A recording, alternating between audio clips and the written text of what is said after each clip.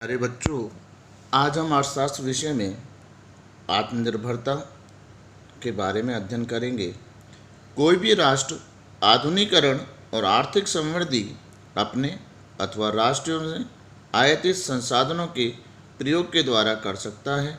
हमारी प्रथम 7 पंचवर्षीय योजनाओं में आत्मनिर्भरता को महत्व दिया गया, जिसका अर्थ है कि इन चीज़ों के आयात से बचा जाए जिनका देश में ही उत्पादन संभव था। इस नीति को विशेषकर खाद्यान्न के लिए अन्य देशों पर निर्भरता कम करने के लिए आवश्यक समझा गया।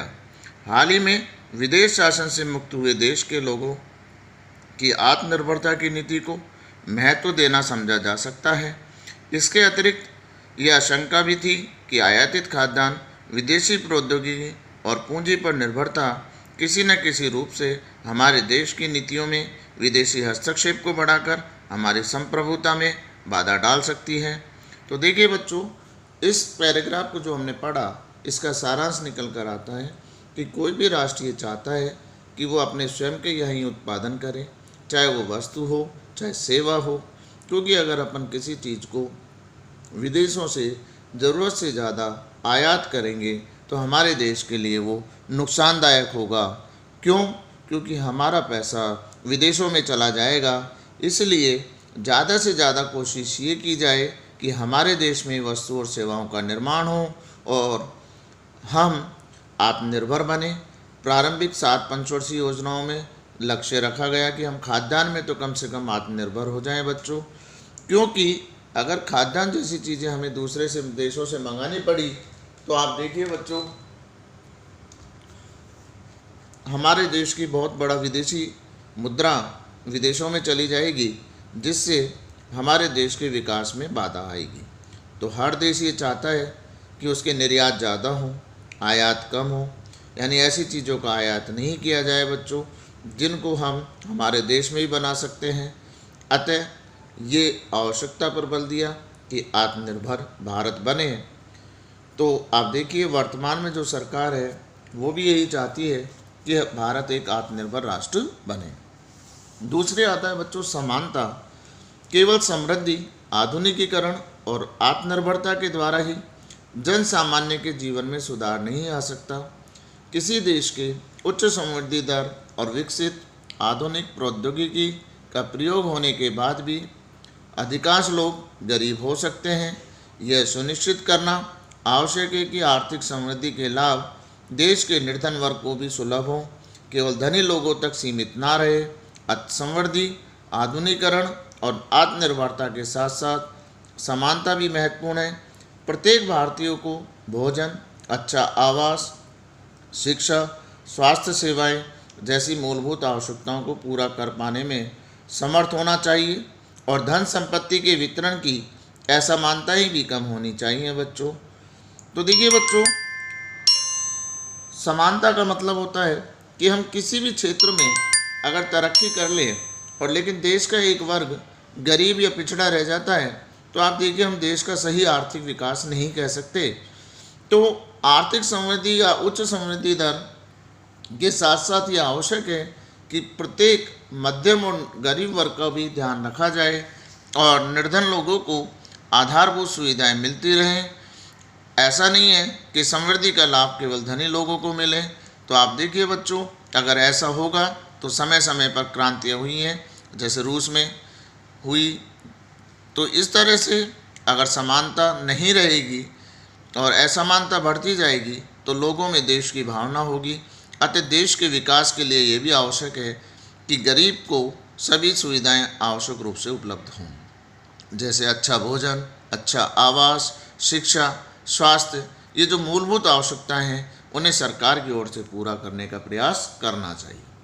यानी सरकार की नीतियाँ ऐसे हों कि प्रत्येक वर्ग को आवश्यक सुविधाएं आसानी से उपलब्ध हों। आइए अब हम जानने का प्रयास करते हैं कि 1950 से 1990 तक की अवधि को लागू की गई प्रथम 7 पंचवर्षीय योजनाओं ने किस प्रकार इन 4 लक्ष्यों की प्राप्ति के प्रयास किए तथा कृषि, उद्योग और व्यापार के संदर्भ में ये प्रयास कहाँ तक सफल हुए। वर्ष 1991 के बाद अपनाई गई नीतियों को विकासात्मक मुद्दों को बारे में हम अगले अध्याय में पढ़ेंगे बच्चों। यानी देश की एक जो नई औद्योगिक क्रांति मानी जाती है वो 1991 के बाद मानी जाती है। अब हम बात करते हैं बच्चों कृषि की। आपने पहले अध्याय में पढ़ा कि औपनिवेशिक शासनकाल में कृषि क्षेत्र में ना तो समृद्धि हुई और ना ही समता रह पाई। स्वतंत्र भारत की नीति निर्माताओं को इन मुद्दों पर विचार करना पड़ा तथा उन्होंने भू सुधारों तथा उच्च पैदावार वाली किस्म के बीजों का प्रयोग द्वारा भारतीय कृषि में एक क्रांति का संचार किया। देखिए बच्चों, भारत एक कृषि प्रधान देश शुरू से कहलाया जाता था। जब हम औपनिवेशिक शासनकाल में थे तो हमारे यहाँ ज़्यादा वृद्धि नहीं हुई, न कृषि में कुछ भी नहीं हुई, और इसी को दूर करने के लिए भारत के नीति निर्माताओं ने कृषि तथा भू सुधार तथा अच्छी किस्म के बीजों के द्वारा कृषि की पैदावार को किस प्रकार बढ़ाया जाए इसके बारे में सोचना और नीतियाँ निर्धारित की। सबसे पहले इसमें हम पढ़ते हैं बच्चों भू सुधार। स्वतंत्रता प्राप्ति के समय देश की भूधारण पद्धति में जमींदार और जागीरदारी आदि का वर्चस्व था। आपको बताया था बच्चों पूर्व में, यानी कि अंग्रेज़ों ने किसानों से लगान वसूल करने के लिए जमींदारी प्रथा का प्रतिपादन किया, यानी भारतीय में से ही एक किसी व्यक्ति को ज़मीन का मालिक बना दिया गया और वही किसानों से लगान वसूल करके अंग्रेज़ों को जमा कराता था। तो इस प्रथा से काफ़ी नुकसान हुआ भारतीय कृषि को। तो वे खेतों में कोई सुधार किए बिना मात्र लगान की वसूली किया करते थे और भारतीय कृषि क्षेत्र की निम्न उत्पादकता का कारण था भारत को संयुक्त राज्य अमेरिका से अनाज का आयात करना पड़ा। कृषि में समानता लाने के लिए भू सुधारों की आवश्यकता हुई, जिसका मुख्य उद्देश्य जोतों के स्वामित्व में परिवर्तन करना था।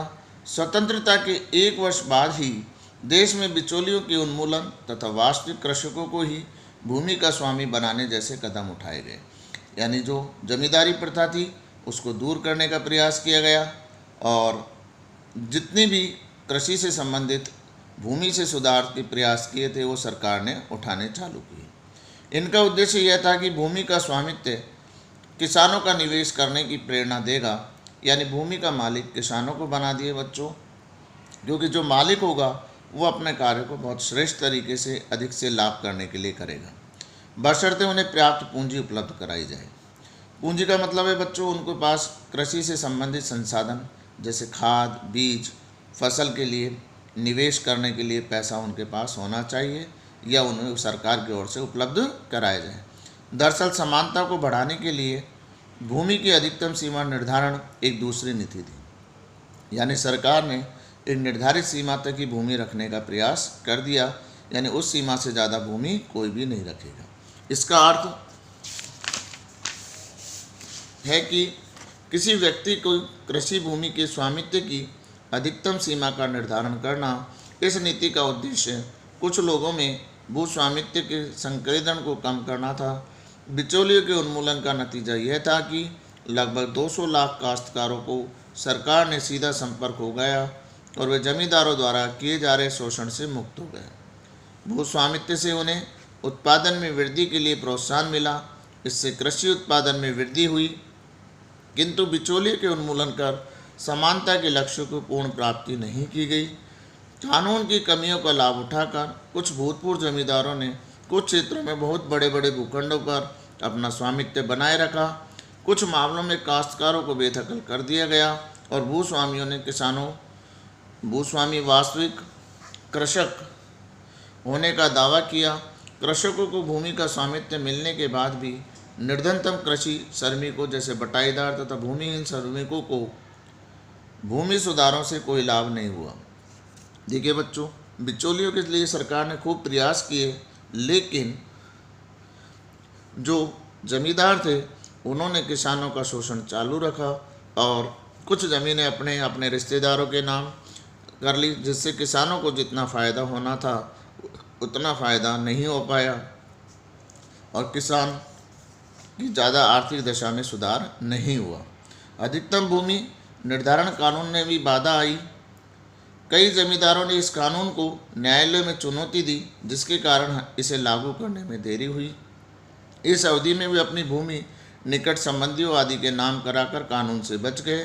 कानून में भी अनेक कमियां थी, जिनके द्वारा बड़े जमींदारों ने भूमि पर अधिकार बनाए रखा का लाभ उठाया और केरल और पश्चिम बंगाल की सरकारें वास्तविक किसान को भूमि देने की नीति के प्रति प्रतिबद्ध थी।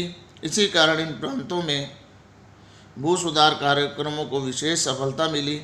दुर्भाग्यवश अन्य प्रांतों की सरकारों ने इस प्रकार की प्रतिबद्धता नहीं थी, अतः आज तक जोतों में भारी असमानता बनी हुई है।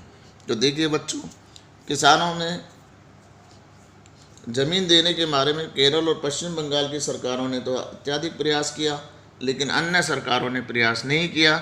नतीजा, जितना लाभ किसानों को मिलना था उतना नहीं मिल पाया।